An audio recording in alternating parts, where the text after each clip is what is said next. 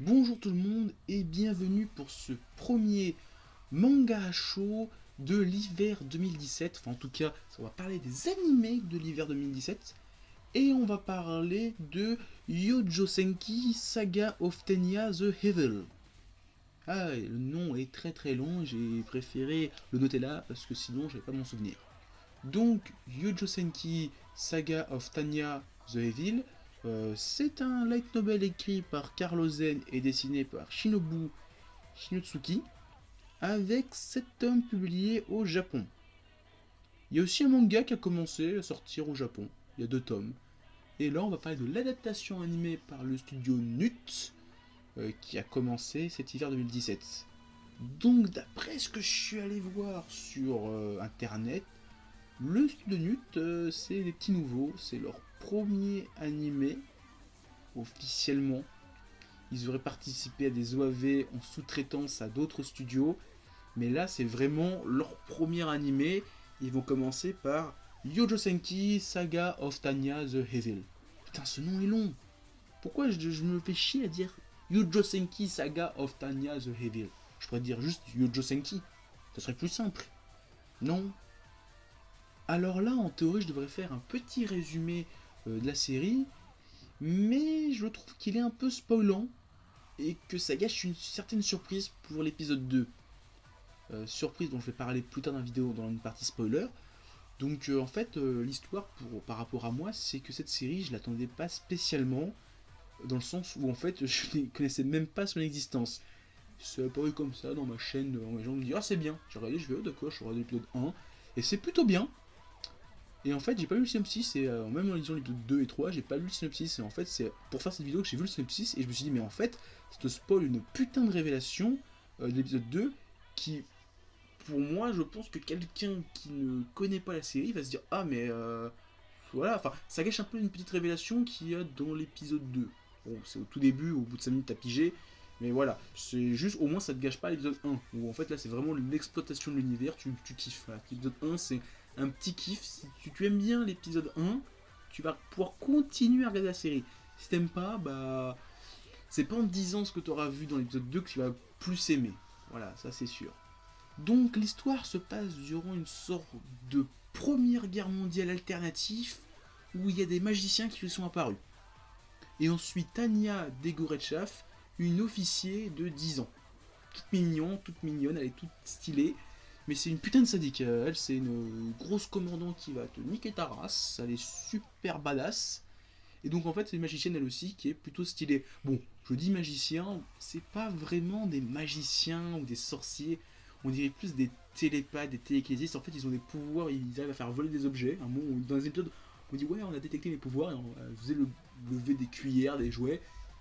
Et après, on lui donne une sorte d'équipement pour qu'elle vole dans le ciel. Mais à part ça, elle lance pas des boules de feu, elle lance pas des sorts, elle fait pas des incantations. Non, non, c'est plus de la putain de technologie qui se base sur des cristaux. Mais sinon, pour moi, le côté sorcier, bah. Non, c'est de la technologie pour moi. J'appelle pas ça de la sorcellerie ou de la magie. Parce qu'ils mettent une sorte d'harnais autour d'elle, une sorte d'équipement, une armure et elle vole. Ouais, bah, super. Autant elle aurait volé toute seule, j'aurais dit bon, ça c'est des super pouvoirs. Mais autant elle aurait dit un sort et elle serait volée, là j'aurais dit ça c'est de la magie. Donc voilà, c'est juste pour remettre les idées en place, parce que c'est pas de la magie, voilà, c'est tout. Voilà. Déjà une première chose, c'est que j'aime bien ce genre d'animé qui se passe dans le monde, mais comme il y a une petite chose qui a changé, genre de la magie, une technologie, l'univers est complètement différent. Bon, en même temps, moi j'aime bien la série Sliders, où le principe de Sliders c'est on voyage d'un monde à l'autre, où il s'est passé des trucs différents. Genre on n'a pas inventé la bombe atomique, on n'a pas inventé la pénicilline, il n'y a jamais eu la révolution américaine, etc. etc. Moi j'aime bien ce genre de petites séries. Bon, souvent quand c'est 2-3 tomes, quand c'est une série entière qui se passe là-dedans, sur 50 tomes, ça peut vite devenir chiant. Mais là j'ai bien aimé pour l'instant Yojo Senki, c'était plutôt sympa.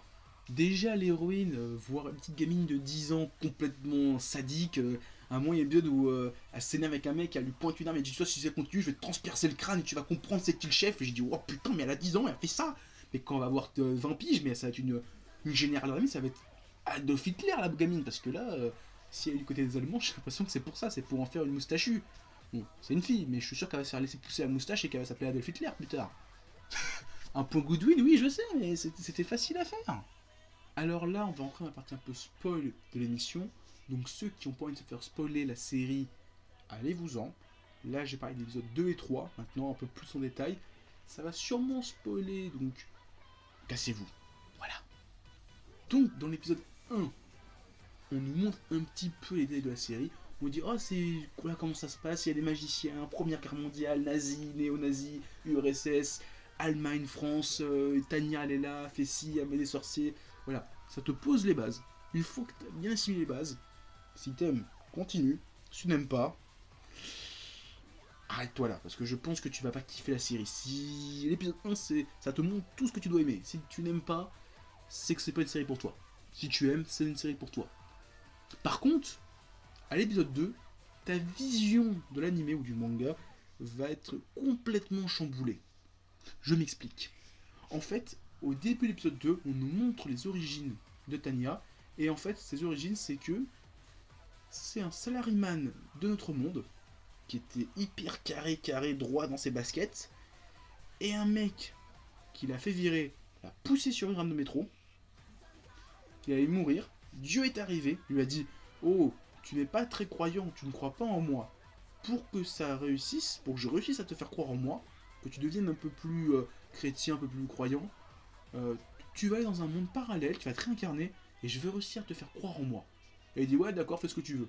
Donc il se réincarne dans un monde parallèle, où les Tanya, à l'époque de la Première Guerre mondiale européenne, enfin, Première Guerre mondiale tout court, même, et donc il va devenir un putain de soldat de l'armée allemande.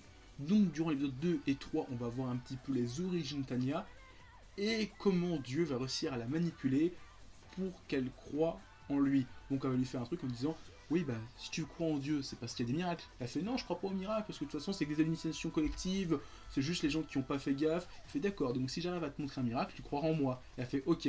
Donc il arrive un petit peu à se jouer d'elle, à faire la manipuler pour qu'elle croie en elle, et donc en fait c'est que elle va être un super soldat, elle va avoir une putain de pierre qui va être super puissante, qu'elle peut être la seule à utiliser, mais pour l'activer il faut qu'elle fasse des prières. Ce qui est marrant parce qu'elle ne croit pas en Dieu, donc elle doit dire des prières en disant oui Dieu, toi qui es le Tout-Puissant, alors qu'en fait j'ai l'impression qu'elle n'y croit pas du tout, et elle est obligée de le dire. Donc finalement elle va commencer à croire en Dieu en faisant ça. Voilà, c'est marrant, j'aime bien cette série, c'est sympa.